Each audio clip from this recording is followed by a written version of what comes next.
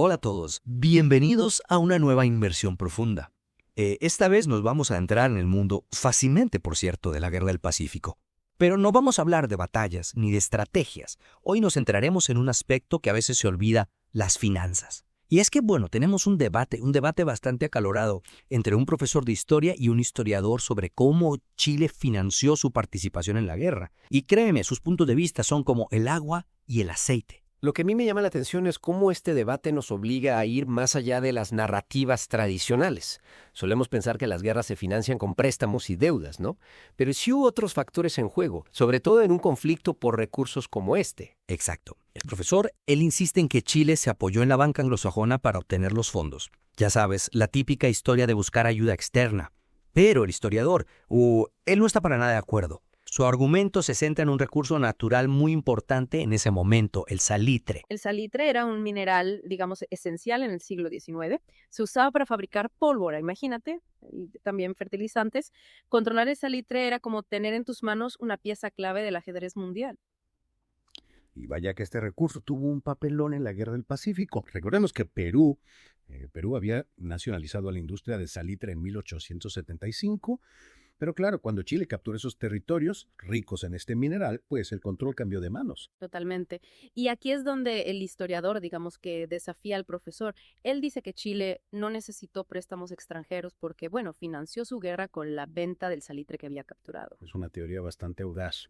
¿Pero tiene alguna prueba, alguna evidencia para respaldar esa afirmación? Por supuesto. Señala ejemplos específicos, como la compra de cañones Armstrong, que eran tecnología punta británica en aquel entonces, y fusiles, todo gracias a la venta del salitre. Y va más allá, desafía al profesor a que muestre pruebas de esos supuestos préstamos de bancos ingleses.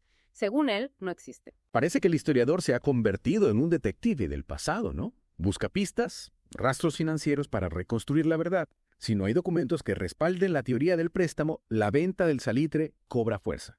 Precisamente. Aunque sería interesante saber más sobre esos bancos anglosajones que menciona el profesor, eran instituciones privadas. Gobiernos. ¿A qué intereses respondían? Tienes razón. Aclarar eso nos daría una visión más completa del panorama financiero de la época. Pero antes de meternos en eso, creo que debemos analizar otro punto clave que el historiador plantea. La situación económica de Perú, ¿no? Antes de la guerra. Un punto fundamental. El historiador argumenta que Perú ya estaba en una situación financiera bastante, digamos, precaria. Y aquí es donde las cosas se ponen interesantes, porque no se trata solo de gastos excesivos, sino de una serie de factores que se combinaron.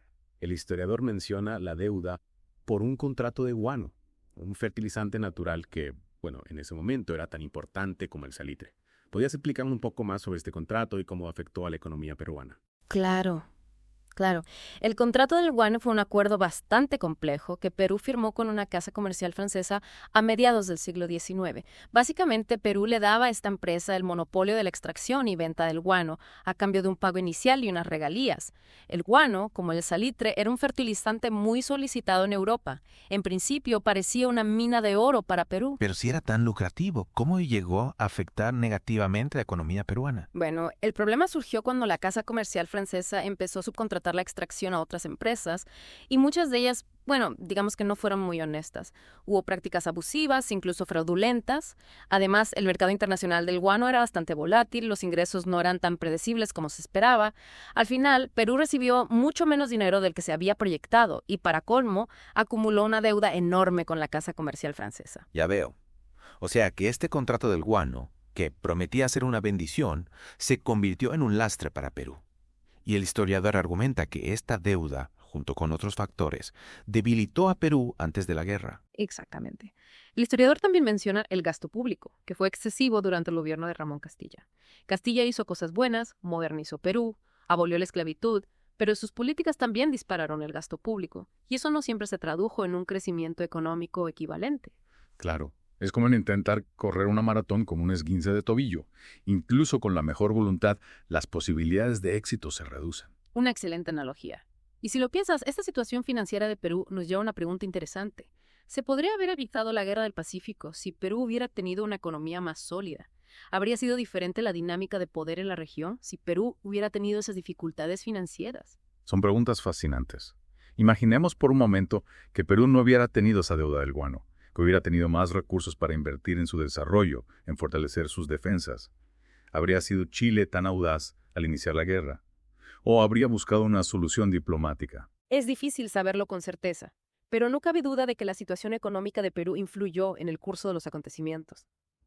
Y volviendo al tema del salitre, es importante recordar que este mineral no solo era vital para la pólvora y los fertilizantes, también tenía un impacto enorme en el comercio internacional y la geopolítica de la época.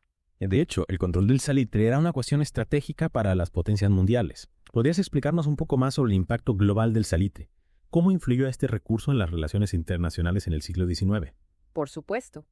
El salitre, ya lo hemos dicho, era fundamental para la producción de pólvora, lo que lo convertía en un recurso estratégico para las potencias militares.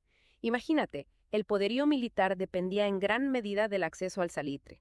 Esto provocó una competencia feroz por el control de las zonas productoras, especialmente en América del Sur. Entonces, la Guerra del Pacífico no fue solo un conflicto regional, sino que también reflejaba las tensiones geopolíticas a nivel mundial. Exactamente. Y el control del salitre también tuvo un impacto significativo en la agricultura. Era un fertilizante muy eficaz. La creciente demanda de alimentos en Europa impulsó la búsqueda de fertilizantes como el guano y el salitre, lo que transformó la economía de países como Perú y Chile. Es increíble cómo un solo recurso natural pudo tener un impacto tan profundo en la economía, la política y la guerra. Y todo esto nos lleva de vuelta al debate central. Chile realmente financió la guerra vendiendo el salitre capturado. Si la evidencia sobre los préstamos bancarios es escasa, ¿qué otras pistas podríamos buscar para confirmar o refutar esa teoría? Sí, es como un rompecabezas con una pieza faltante, ¿no? La falta de documentos sobre préstamos bancarios.